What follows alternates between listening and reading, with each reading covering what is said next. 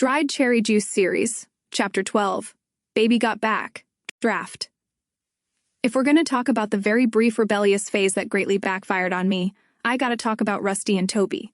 I didn't stay with Rusty very long. When I wasn't home when I was supposed to be, my dad ended up driving over to his house, catching us while his mom was gone, and we were alone there.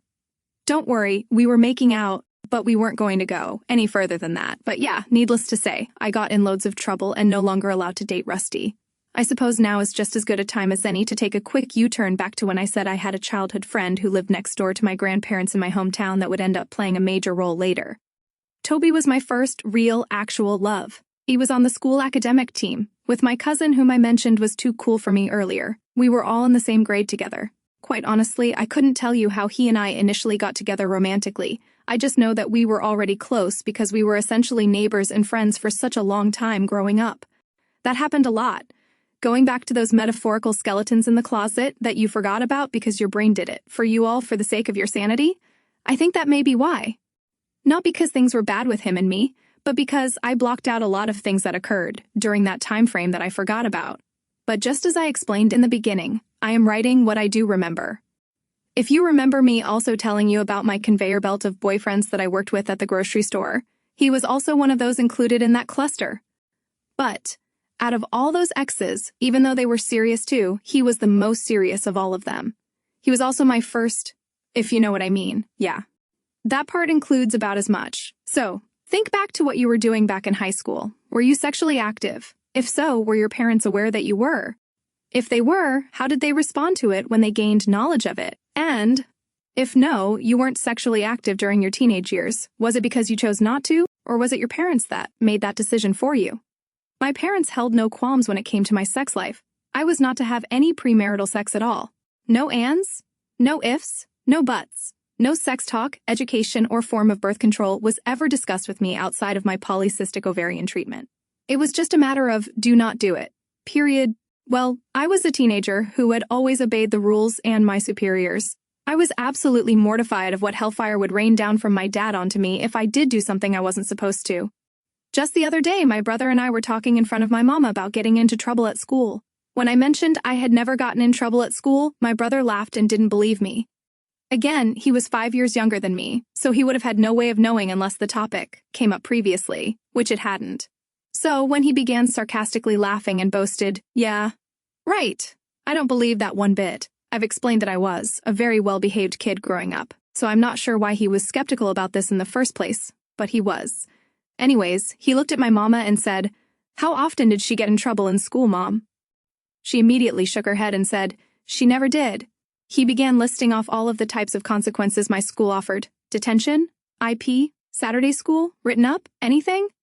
Again, my mama shook her head affirmatively and replied, "Nope, she never got in trouble and always made the grades we asked of her." Spoiler alert, I was on an IEP in school for math and science.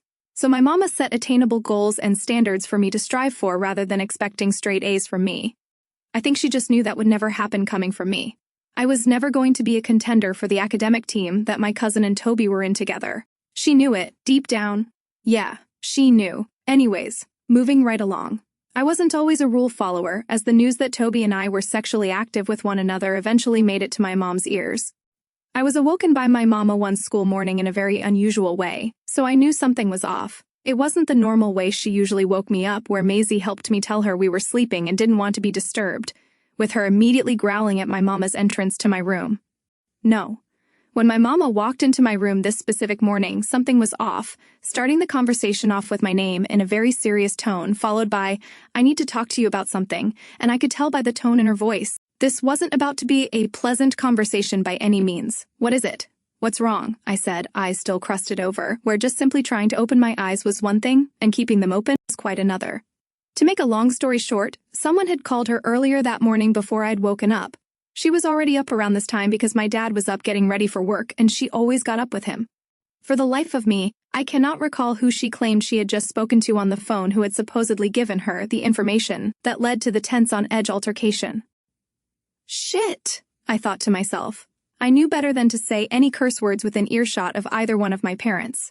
I hesitated a bit before saying, "Aloud this time, okay? What's wrong?" I could tell something was.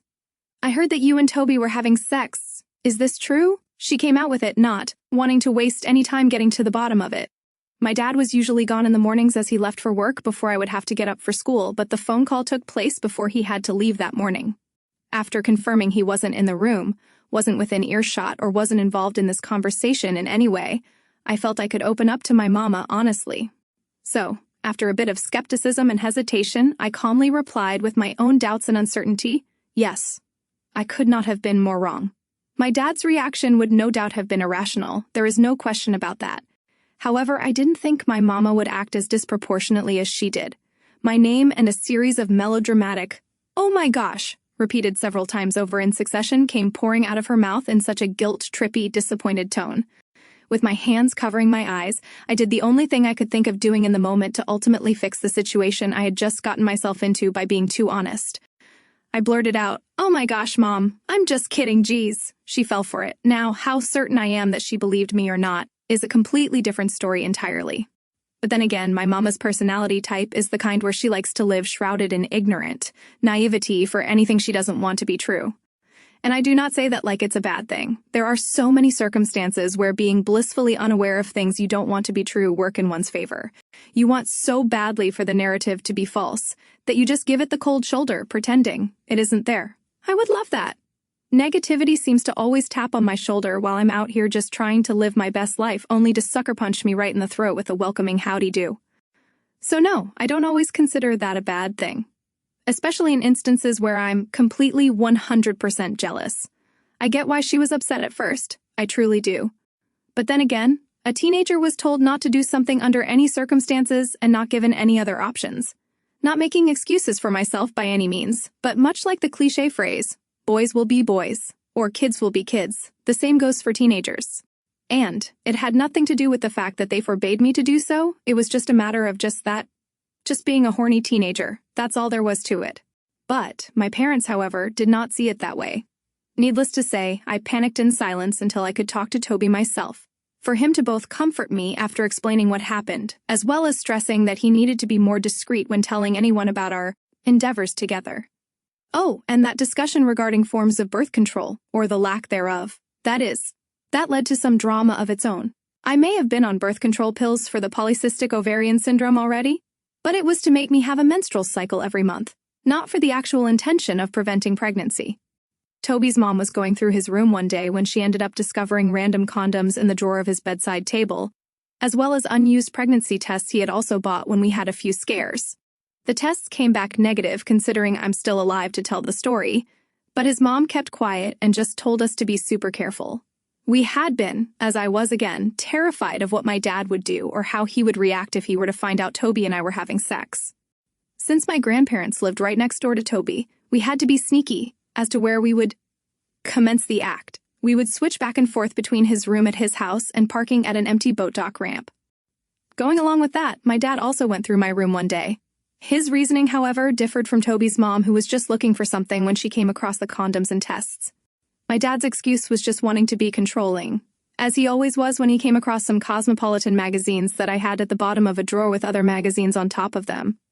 I have obsessive-compulsive disorder, and always have, so the reason for the magazines was for the makeup tips blatantly plastered on the covers, and the reason for their location at the bottom of the drawer was simply because they were the bigger of all the magazines in the drawer. He asked me why I had those magazines, which are sometimes known for sexual health, tips, and tricks contained within the pages, as well as the makeup tips. My dad accepted this reason of literal cosmetic proportions, albeit skeptically, as he gave a grumbled humph afterward. Toby had decided that he wanted to join the military, asking me to go with him to enlist, which I proudly did. I can still remember the name of the sergeant that he signed up under at the enlistment office in the next town over. He and I graduated, even walking together to our seats for the graduation ceremony, and he ended up leaving for boot camp, basic training shortly after. Before he left, however, he planned several things for us to do together before setting off. One morning, he called me and told me to get all dolled up because he had something planned for us to do that day. More bonus points will be rewarded to those who remember the photo studios inside the big chain department stores, as this was our mystery destination. He had scheduled a time slot for us to have pictures taken together as a couple before he left and would be gone, so I wouldn't even be able to see him for a while after departing. I still have some of the photos that were taken. I used to be quite photogenic and was in love with the end result. The photos turned out so good. Not only this, but he surprised me with some other things on top of that. He was good with his money, very mature and responsible, and had thought about what direction he wanted our relationship to go thoroughly without my knowledge. This consisted of the pictures and a ring on my finger.